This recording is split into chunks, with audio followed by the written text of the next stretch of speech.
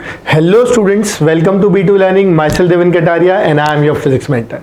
So I welcome you all to the next lecture of current electricity, है ना. Important chapter है बेटा, important unit है और we have seen lot in this chapter already, है ना. अपना base बना चुके हैं और अब हम next part के साथ start कर रहे हैं, that is the power across different elements. ये basically circuit analysis के अंदर third point उठाया मैंने, right? जैसा कि सबसे पहला point उठाया था single loop में कैसे current find करते हैं, second point हमने उठाया था बेटा series parallel के कॉम्बिनेशंस को, क्वेश्चन को कैसे सॉल्व करते हैं, और अब हम बात करने जा रहे हैं power across different electrical elements. ठीक है, so let's straight away start with that. Okay, तो बेटा जहां तक पावर की बात करते हैं, जैसा कि मैंने कहा सबसे पहले हमें स्टार्ट करना है power across different electrical elements. ठीक बेटा, देखो अब ये कोई नई चीज नहीं है हमारे लिए. अगर हम बात करते हैं पावर की, सबसे पहला पॉइंट लेट्स से पावर को ही समझते हैं, तो this power P can be written as energy upon time. और ये अपन बेटा बहुत पहले इनफैक्ट 9th क्लास से पढ़ते आ रहे हैं, so there is nothing new in this. अब यहाँ ये जो एनर्जी है बेटा, इस एनर्जी को हम लिख सकते हैं electric potential multiplied by charge. मैं बहुत ही सिंपल तरीके से समझाने जा रहा हूँ. और डिवाइडेड बाय टाइम को अपन लिख सकते हैं बेटा T. अब यहाँ पर अगर अपन देखते हैं तो ये जो Q बाई टी निकल के आता है बेटा, this Q by T is basically charge upon time and this is the fundamental definition of current. यानी कि दिस विल रिड्यूस टू, ये बन जाएगा बेटा अपने पास V इंटू आई. एंड बेटा this is the first expression of power अगर अपन बात करते हैं तो, यानी V into I is the power across an electrical element जिसका वोल्टेज या पोटेंशियल ड्रॉप जिसके अक्रॉस कितना है V है, और I is the current flowing through that element. बोले ठीक है सर, इसमें तो कोई दिक्कत नहीं है. ये जनरली बेटा किसके लिए यूज किया जाता है? ये जनरली बेटा यूज किया जाएगा सेल्स के लिए. सेल्स, क्योंकि बेटा 90% ऑफ द केसेस में जब सेल दिए जाएंगे ना, तो उसका पोटेंशियल और उसके थ्रू क्या दिया जाएगा, अपने को करंट दिया जाएगा. ठीक है, और उसकी पावर पूछी जाएगी which can be very simply written as V into I. तो जब कभी भी एक सेल की बात करेंगे तो सेल के लिए बेटा पावर का एक्सप्रेशन हो जाएगा V इंटू आई. ठीक, देन बेटा जो नेक्स्ट एक्सप्रेशन अपने पास निकल करके आता है, next element I would say, that is a resistor. यानी कि अगर मेरे पास कोई एक रेजिस्टर है, करेक्ट, जिसका रेजिस्टेंस कितना है कैपिटल R, जिसके अक्रॉस पोटेंशियल ड्रॉप कितना है V, और जिसके अंदर करंट कितना फ्लो कर रहा है I, तो ऐसे केस में इसके अक्रॉस कितनी पावर जनरेट हो रही है, राइट. बेटा जहां तक इसके पावर की अगर बात करते हैं तो again we can write P equal to V into I. Of course ऐसे केसेस आ सकते हैं जहां पोटेंशियल गिवन हो और करंट गिवन हो, right. Second thing, V can be written as IR. अगर IR लिखा है तो it can be multiplied by with this I and it will become I square R. Correct, जहां पे R रेजिस्टेंस है. तो अगर करंट और रेजिस्टेंस गिवन है then will have to use I square R. Same way बेटा ये भी लिख सकते हैं, V को IR लिखा है, वैसे I को क्या लिख सकते हैं, V बाय R. तो ये थर्ड जो एक्सप्रेशन है ये बन जाएगा V square by R. So this is how अगर हम लोग बात करते हैं बेटा, तो यहाँ पे अपने पास जो एक्सप्रेशंस निकल के आते हैं वो इस फॉर्मेट में निकल के आते हैं. करेक्ट, यानी कि we have power equal to VI, we have I square R एंड वी हैव V स्क्वायर बाय R.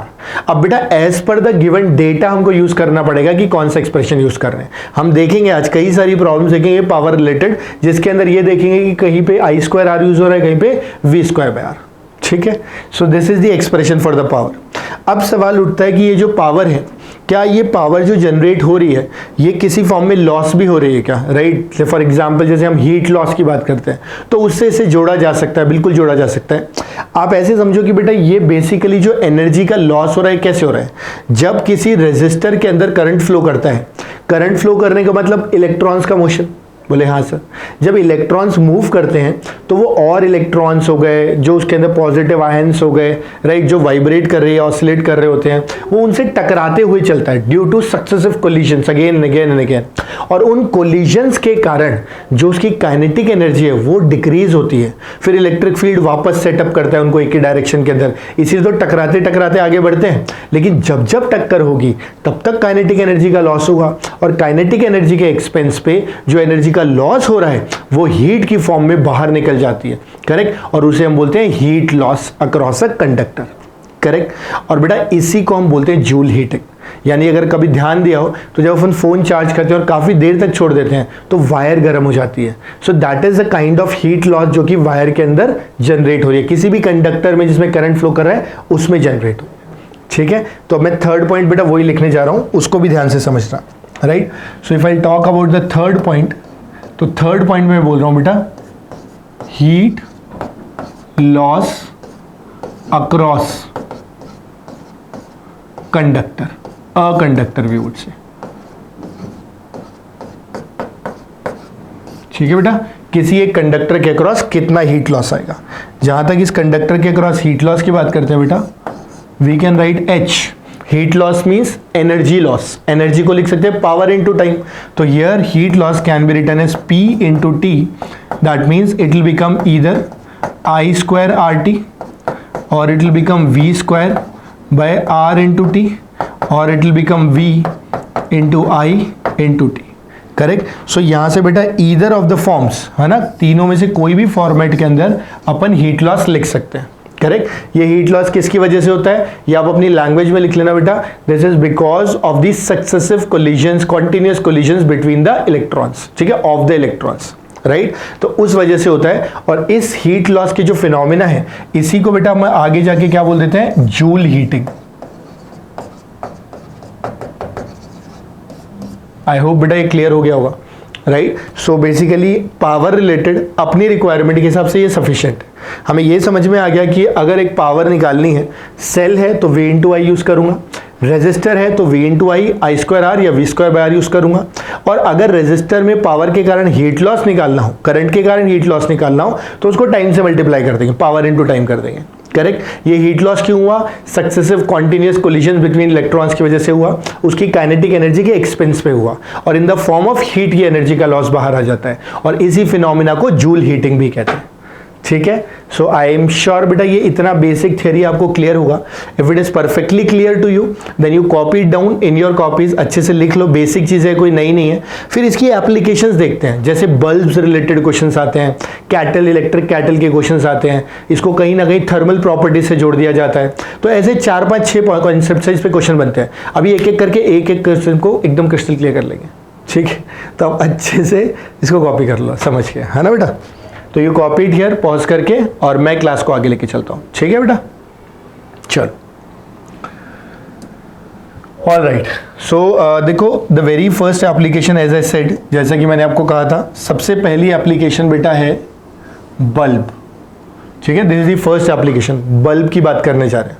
पहले मैं थोड़ा सा बल्ब के बारे में समझा देता हूं कि बल्ब होता क्या है, क्या क्या गिवन है, और फिर उसके एग्जाम्पल्स देखते हैं, ठीक है ना, अच्छे से समझना बेटा। जहां तक बल्ब की बात करते हैं, है ना, ध्यान से सुनना, ये कुछ बल्ब का सिंबल होता है। आप कभी घर पे भी बल्ब उठा के देखोगे ना, या कोई अप्लायंस उठा के देखोगे, उस पर 2 रीडिंग लिखी होती है।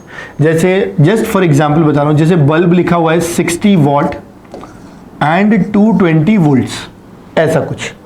अगर इसी की जगह मान लो मेरे पास एक और बल्ब होता, ठीक है, और वो बल्ब मेरे को जो गिवन होता, let's say that bulb would have been of 40 watt again 220 volts, ऐसा कुछ। तो हमें इस तरह से बल्ब्स गिवन होते हैं। आप थोड़ा ध्यान दोगे तो 220 यानी चाहे 40 वॉट का बल्ब हो, चाहे 100 वॉट का हो, चाहे 60 वॉट का हो, चाहे 0 वॉट का हो, चाहे 25 वॉट का हो, उसके ऊपर लिखा 220 वोल्ट होगा। मैं तो कह रहा हूं आप एसी को उठा के देखो, उसके भी क्रेडेंशियल्स में देखोगे तो 220 वोल्ट लिखा होगा। पंखा उठा के देखोगे तो भी 220 वोल्ट होगा, ट्यूबलाइट भी 220 वोल्ट होगी। बेटा इंडिया में जितनी मेन सप्लाई होती है वो सारी 220 वोल्ट पे होती है। तो ये जो 220 वोल्टेज है ना, ये वोल्टेज अक्रॉस दी बल्ब नहीं है। अभी तो मान लो बल्ब हाथ में ले रखा है, कनेक्टेड ही नहीं है, तो उस हिसाब से तो पोटेंशियल क्या होना चाहिए उसके अक्रॉस, 0, सर्किट में ही कनेक्टेड नहीं है, लेकिन लिखा तो 220 वोल्ट है। तो 220 वोल्ट का मतलब है जब इसे 60 वॉट पावर देनी हो तो इसके अक्रॉस 220 वोल्ट का पोटेंशियल लगाना पड़ेगा, और ये फैक्ट्री में उसी के लिए डिजाइन किया गया। इससे ज्यादा वोल्टेज लगा दोगे तो खराब हो जाएगा, इससे कम लगाओगे तो डिजायर्ड पावर से कम आएगा। मतलब ये निकल के आया बेटा यहां पे, मतलब ये निकल के आया कि अगर मैं चाहता हूं कि ये 60 वॉट पावर दे तो उसके लिए इसे 220 वोल्ट देना पड़ेगा। अगर 220 से ज्यादा दे दोगे तो ये फ्यूज हो जाएगा, और अगर 220 से कम दे दिया तो इसकी पावर 60 से कम रह के हो सकता है 50 रह जाए, 40 रह जाए, 30 रह जाए, डिपेंडिंग ऑन कितना कम। आप बिल्कुल कुछ भी मत लगाओ, 0 वोल्ट दे दो तो पावर भी कितनी आएगी, 0 आ जाएगी। बोले सर ठीक है, तो कुछ कुछ तो बात समझ में आ गई। कहने का मतलब ये हुआ कि ये जो वोल्टेज अपन ने लिखा है, ये वोल्टेज एक्चुअल में डिजाइंड वोल्टेज है। डिजाइंड, यानी जिसके ऊपर फैक्ट्री में डिजाइनिंग होती है, और बेटा ये वो है जो अपनी मैक्सिमम पावर के लिए रिक्वायर्ड होता है। करेक्ट। तो एक पॉइंट तो ये समझ में आ गया। दूसरा पॉइंट ये समझ में आता है कि ऐसे केसेस में अगर पोटेंशियल डिफरेंस बल्ब के अक्रॉस 220 वोल्ट से ज़्यादा दे दिया गया, तो ऐसे केस में बेटा ये जो बल्ब होंगे, ऐसे केस में बहुत इंपॉर्टेंट पॉइंट है, ये जो बल्ब होंगे ये बल्ब क्या हो जाएंगे, फ्यूज हो जाएंगे। बोले ठीक है सर, इतनी बात तो एकदम क्रिस्टल क्लियर हो गई, कोई दिक्कत नहीं, 1% भी समझ आ गई बात यहाँ तक। मैंने कहा ठीक है, बहुत बढ़िया, अगर समझ में आ गई तो ये समझ में आ गई कि ऐसे केस में बल्ब फ्यूज हो जाए। बोले ठीक। तो कभी पता करना हो कि कौन सा बल्ब फ्यूज होगा, जितना वोल्टेज डिजाइंड है उससे ज़्यादा जिसको मिल जा रहा है वो फ्यूज हो जाएगा। ठीक। बोले ठीक है सर, इस पर क्वेश्चन बनता है बेटा। दूसरी बात, अगर इन दोनों बल्ब को कंपेयर करें, ठीक है, ध्यान से सुनना मेरी बात, तो मैं अगर इनका रेजिस्टेंस लिखना चाहूँ, रेजिस्टेंस, तो मैं इसका रेजिस्टेंस लिखना चाहूँ तो मैं लिखूंगा resistance of 60 what bulb. Resistance बेटा P बराबर V स्क्वायर बाय R, तो R हो जाएगा V square bye P। P को ऊपर ले जाओ, R को नीचे लेके जाओ, तो P बराबर V स्क्वायर बाय R था, तो R ऊपर गया तो P नीचे आ गया। और यहां से दिख रहा है V दोनों का क्या है, सेम, यानी जो रेजिस्टेंस है ना, इसको 60V के ऊपर जनरलाइज कर देते हैं, इसका जो रेजिस्टेंस है क्या वो 1 बाय पावर पे डिपेंड कर रहा है। तो कभी भी बल्ब का रेजिस्टेंस निकालना हो तो क्या एक्सप्रेशन यूज करेंगे, तो हम यूज करेंगे V स्क्वायर बाय P। देखो V गिवन है 220 वोल्ट, P गिवन है अपने को 60 वॉट, जैसे रखोगे you will get the value of resistance. दूसरी चीज R inversely proportional to P है, यानी कि अगर मैं यहां से देखूं तो मैं लिख सकता हूं कि पावर ऑफ कोर्स 60 वॉट की क्या है, पावर 40 वॉट से ज़्यादा है, तो इसका मतलब रेजिस्टेंस ऑफ 60 रेजिस्टेंस ऑफ 40 से क्या होगा, कम होगा। अगर 25 वॉट का बल्ब होता तो उसका रेजिस्टेंस और ज़्यादा हो जाता। मतलब ये समझ में आ गया कि चाहे जो मर्जी पावर का बल्ब हो, ये फॉर श्योर है जिसकी पावर ज़्यादा उसका रेजिस्टेंस कम, इररिस्पेक्टिव ऑफ उसको सर्किट में कहाँ लगा है। क्योंकि अभी तो अपन डिजाइनिंग की बात कर रहे हैं, अभी तो हमने बात ही नहीं की सर्किट में कनेक्ट करने की। समझ गए। देखो बल्ब बहुत छोटा सा पॉइंट है लेकिन है थोड़ा सा ट्रिकी, मतलब दिमाग को घुमा देता है, तो आपको अच्छे से समझना पड़ेगा कि फैक्ट्री में बल्ब की डिजाइनिंग अलग होती है, सर्किट में कनेक्ट करने के बाद की बात अलग है। तो जब तक कुछ सर्किट की बात नहीं हो रही सीरीज पैरेलल, ये बात हमेशा 100% श्योर रहेगी कि जिस बल्ब का वॉट ज्यादा है उसका रेजिस्टेंस कम होगा, ये श्योरिटी है। दूसरा, बल्ब के अक्रॉस डिजाइन से ज्यादा होगा तो फ्यूज होगा, ये श्योरिटी। इन दो को ध्यान रखना, क्वेश्चंस में काम आएंगे। करेक्ट। और थर्ड सबसे इंपॉर्टेंट पॉइंट जो पूछा जाता है दैट इज ब्राइटनेस। मैं वो और समझाता हूं। देखो ब्राइटनेस, एक काम करता हूं, यहां पे एक बॉक्स बना के लिख देता हूं, यहां पे अलग से, ठीक है, ध्यान देना मेरी बात पे। यहां पे मैं बात करने जा रहा हूं बेटा ब्राइटनेस।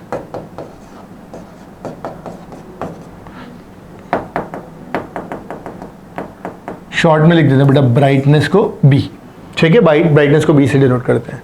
ये जो ब्राइटनेस होती है बेटा, ये प्रोपोर्शनल होती है पावर। कौन सी power? Operating power. Operating power का मतलब जब बल्ब को सर्किट में लगा दिया और अब कितनी पावर इसको दे दी गई है उस बात पे डिपेंड करेगा। बात समझ में आती है?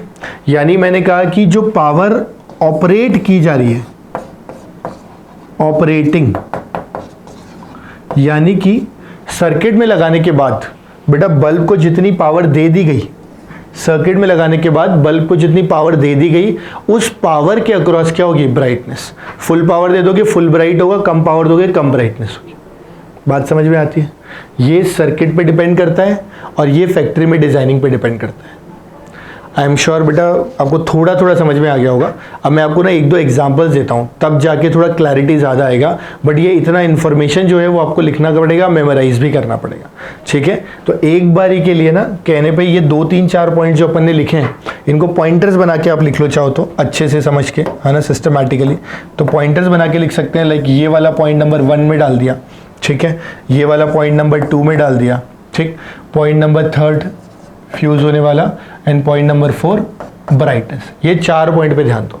तो एक बार इसको कॉपी करो, फिर अपन एक एग्जांपल उठाते हैं, उससे एकदम क्लैरिटी आएगा, फिर मेरे हिसाब से कोई डाउट नहीं रहेगा, ठीक है। अभी हो सकता है मुश्किल लग रहा हो, तो you quickly copy down, pause करके क्लास को, मैं क्लास को रिज्यूम कर रहा हूँ आगे, राइट।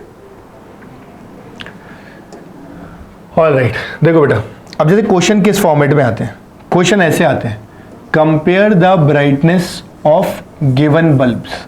बल्ब्स की ब्राइटनेस कंपेयर करनी है, आराम से समझना तुम। तो मेरे पास लेट्स से 3 बल्ब्स हैं, 1 2 3। एक मेरे पास था 60 वॉट और 220 वोल्ट का, ऑफ कोर्स। एक था मेरे पास 40 what, of course 220 volt, 220 volt. और एक था मेरे पास लेट से बेटा 20 वॉट एंड 220 वोल्ट। ये डेटा गिवन था। मुझसे बस ये पूछा जाएगा बेटा कि ये जो बल्ब नंबर 1 है, बल्ब नंबर 2 है और बल्ब नंबर 3 है, इन तीनों के अंदर अगर अपन बात करते हैं तो सबसे ज़्यादा ब्राइटनेस किसकी होगी। करेक्ट, तीनों की पावर अलग अलग लगी हुई है। अपने दिमाग में आएगा कि अरे सर ऑफकोर्स 60 वॉट वाला ज़्यादा ब्राइट होना चाहिए, 20 वाला कम होना चाहिए, क्योंकि वो ज़्यादा पावर का बल्ब है। देखा, मत से सुनना अच्छे से, ध्यान से। अगर मैं यहाँ देखता हूँ तो जो पावर ऑपरेटिंग इन बल्ब के अक्रॉस जो पावर आ रही होगी, उस पावर को क्या मुझे I²R लिखना चाहिए। आप बोलोगे सर क्यों? बेटा यहाँ पे तीनों बल्ब में सेम करंट जाएगा। बोले हाँ सर 100% जाएगा, क्योंकि सीरीज में कनेक्टेड है। मैंने कहा वेरी गुड। जब तीनों में सेम करंट जा रहा है, करंट सेम जा रहा है, तो I सेम हो गया सबका। यहाँ से क्या मैं सीधे सीधे लिख सकता हूँ कि भाई P प्रोपोर्शनल टू R। अगर इसी की जगह V²/R लेता तो V तीनों का अलग अलग होता है सीरीज के अंदर, तो मुझे फिर V निकालना पड़ता, फिर कंपेयर करता। मैं क्यों इतनी मेहनत करूं? ठीक है, मेरे को सीधे सीधे दिख रहा है कि पावर इज I²R, तो let's I be constant, same it is given. सीधे सीधे R पे डिपेंडेंसी आ गई अपनी। क्लियर? बोले यस सर क्लियर। अब तो क्वेश्चन में कुछ बचा ही नहीं है। ये रेजिस्टेंस हम ऑलरेडी देख चुके हैं। सबसे ज्यादा रेजिस्टेंस किसका होता है बेटा? सबसे ज्यादा रेजिस्टेंस होगा 20 वॉट वाले का।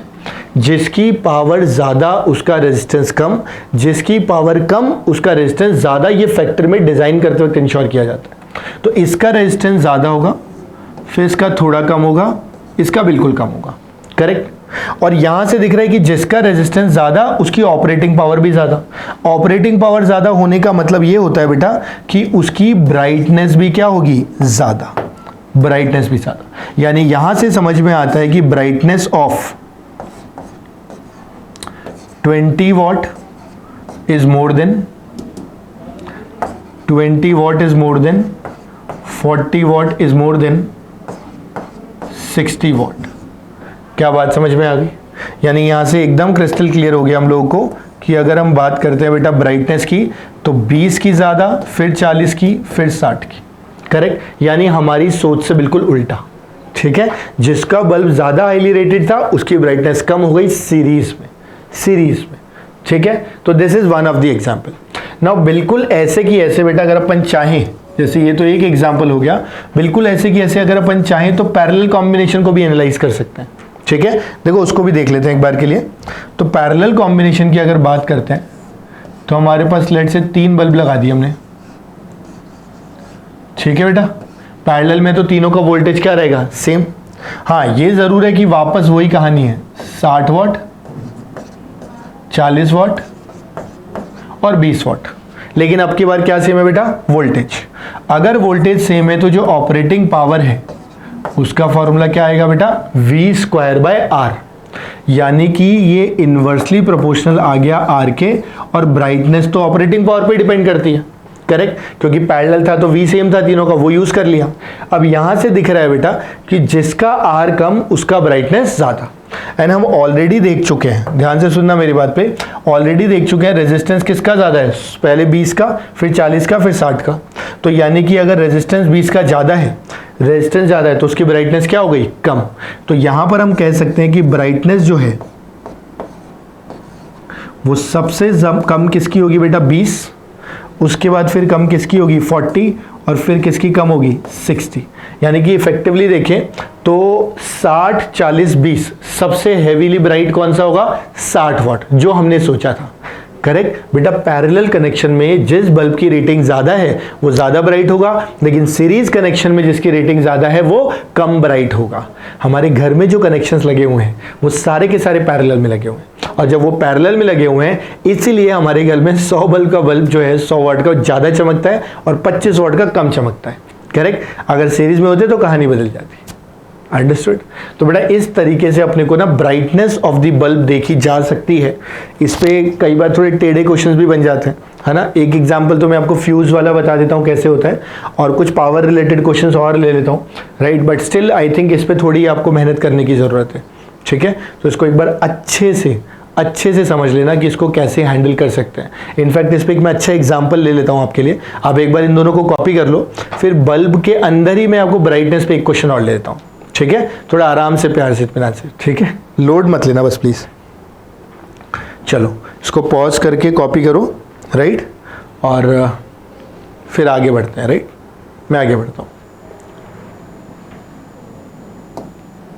देखो बेटा, मतलब जस्ट फॉर प्रैक्टिस के हिसाब से बता रहा हूँ, बाकी क्वेश्चन तो फिर फॉर्मूला बेस्ड होंगे।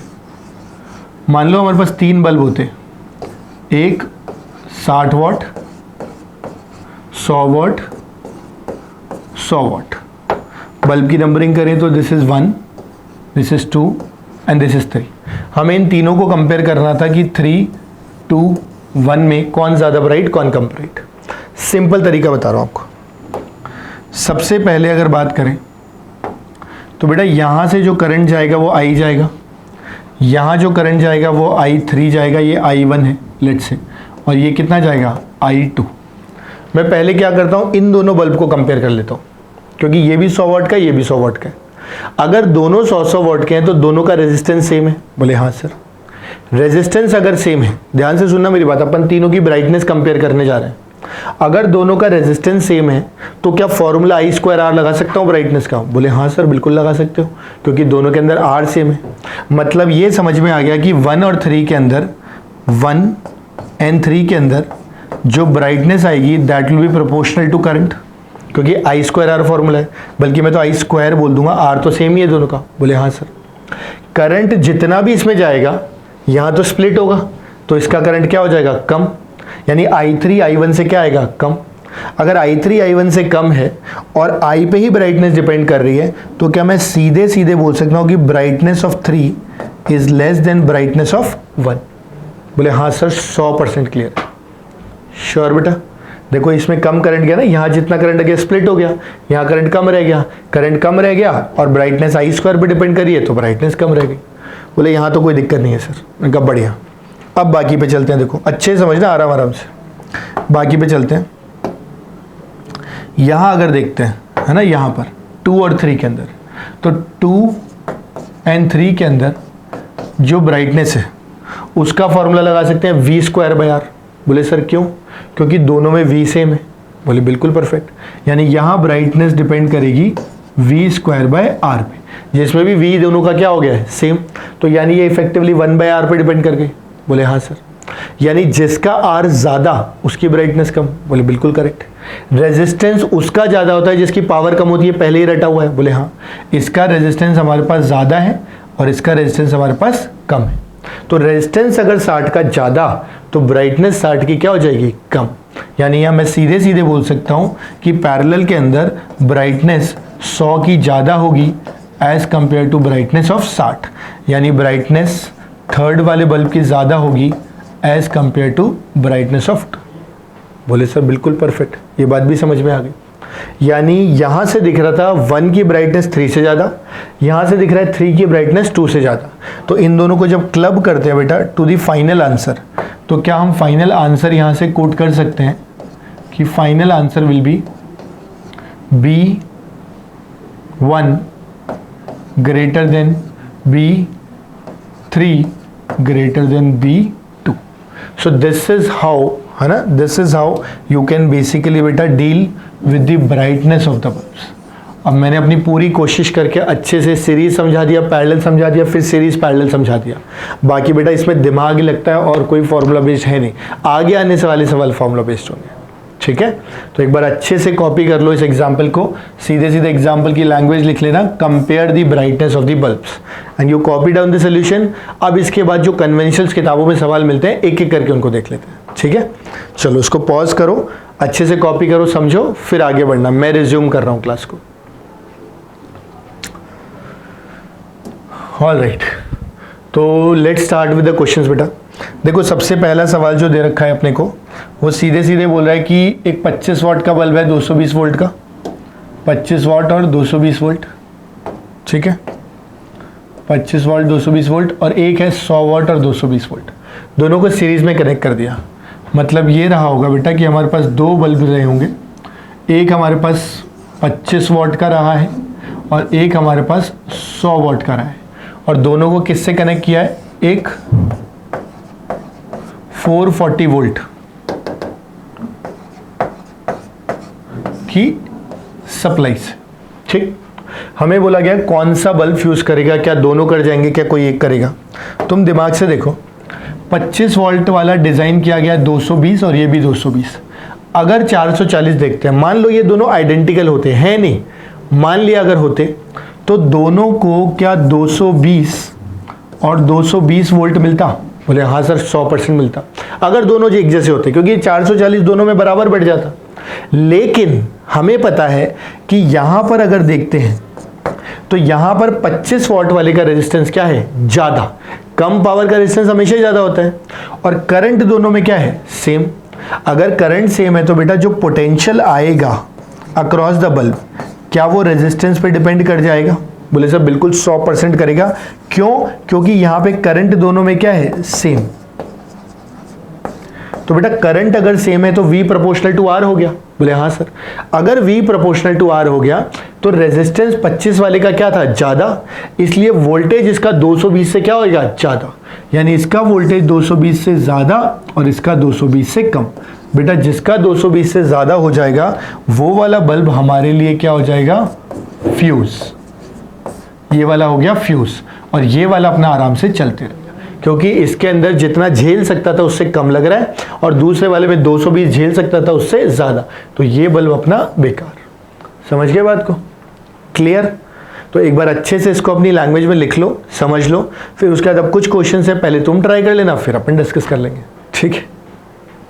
चलो अच्छे से कॉपी करो बेटा, आराम आराम से ना, मैं आगे बढ़ता हूं, राइट। ये आ गया बेटा, देखो अगला सवाल है ना, ये भी बहुत बेसिक है, मुश्किल नहीं है, आराम से हो जाएगा। आपको बोला गया है कि भाई कि इमर्शन हीटर है, रेटेड कितनी है बेटा, 836 वाट, ये इसकी पावर दे रखी है, और शुड बी लिखा है what it should heat 1 litre of water, 1 litre of water from 20 to 40 degree in about, मतलब अपने को बताना है कितने टाइम में ऐसा हो जाएगा। तो तुम चाहो तो ट्राई कर सकते हो, पावर दे रखी है और बोला कितने टाइम के अंदर वाटर का टेम्परेचर इतने से इतने तक लेके जाएगा, पानी गर्म करने के लिए काम आ रहा है हीटर की तरह, ठीक है। तो चाहो तो पॉज करके ट्राई कर लो, और नहीं तो देख लो, ठीक है। तो देखो मेरे हिसाब से तो बेटा इस तरह के क्वेश्चन को हैंडल करने का तरीका बहुत ईजी है। Power into time is actually energy, और वाटर को हीट करने के लिए भी हमें क्या चाहिए, mc delta T is the energy और हीट रिक्वायर्ड, ये आपने थर्मल में पढ़ा होगा, ठीक। m यहाँ पे मास ऑफ वाटर है, c यहाँ पे कैपेसिटी है उसकी, और यहाँ पे डेल्टा टी टेम्परेचर डिफरेंस है। टेम्परेचर डिफरेंस बेटा डिग्री सेल्सियस में लो या कैल्विन में, you will get the same answer, ठीक है। तो अब वैल्यू अगर मैं पुट करता हूँ, देखो पावर कितनी है बेटा, 836, सो 836 वॉट एसआई यूनिट में ही है। T we have to calculate, ये आंसर आएगा सेकेंड्स के अंदर। एम की अगर बात करते हैं, देखो आपको बोला है 1 लीटर ऑफ वाटर, यहां पे बेटा हम मानते हुए चलेंगे कि 1 लीटर वाटर जो है वो 1000 ग्राम्स और 1 kg के बराबर होता है। अप्रॉक्सीमेटली हम मान के चलेंगे कि 1000 kg पर मीटर क्यूब की डेंसिटी है। बोले ठीक है सर, यानी मास हो गया 1 kg। स्पेसिफिक हीट कैपेसिटी की अगर बात करते हैं बेटा, तो केजी की टर्म में वाटर की अगर बात करते हैं, तो या तो हम लोग लिख सकते हैं उसको इफेक्टिवली, अगर हम देखें तो हम लिख सकते हैं 1 कैलोरी पर ग्राम, है ना, या 1000 कैलोरीज पर किलोग्राम।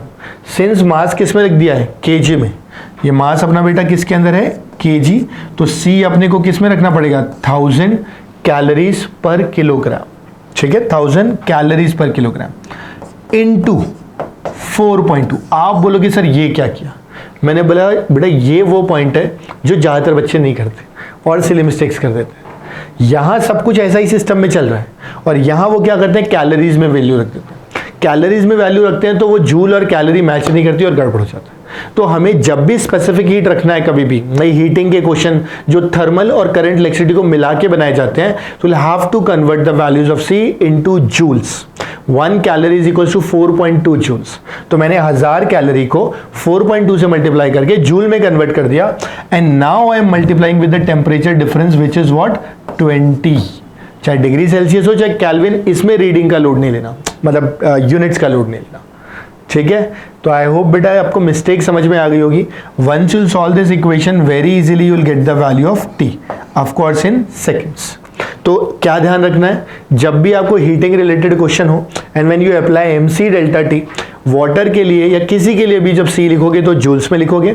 वाटर के लिए अगर किलोग्राम में मास ले रहे हो तो फिर आप 1000 कैलोरी पर किलोग्राम यूज करोगे। ग्राम में लेता तो 1 कैलोरी पर किलोग्राम, और उसको 4.2 से मल्टीप्लाई करोगे ही करोगे। बेटा यहां गलती मत करना please, this is really important. I am sure आपको मेरी बात समझ में आ गई होगी, right? And then there is nothing we can do it, right? So एक बार अच्छे से एग्जाम्पल समझ लो, जो गलती नहीं करनी है उसको नोट कर लो, हाईलाइट कर लो, and once it is done then move ahead with मी।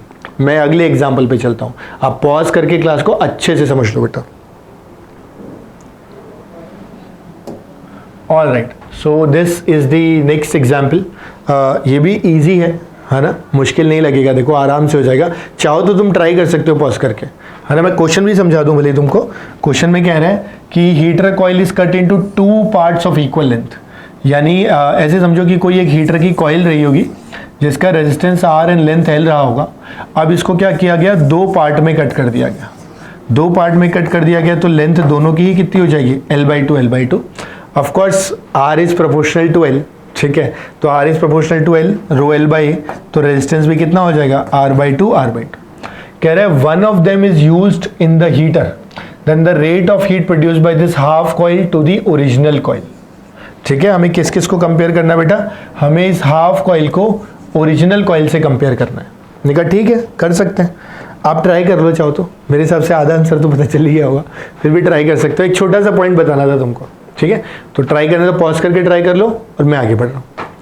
तो देखो मेरे हिसाब से बेटा जो ध्यान रखने वाली चीज़ है ना वो ये है कि जब कभी भी जैसे फुल कॉइल का पावर लिखना है तो I²R मत यूज करना, यूज V²/R, क्योंकि जो भी कॉइल होगी ना वो किसी सोर्स से कनेक्टेड होगी, एक सेल से कनेक्टेड होगी, और वो सेल सेम रहता है हमेशा, ना कि करंट।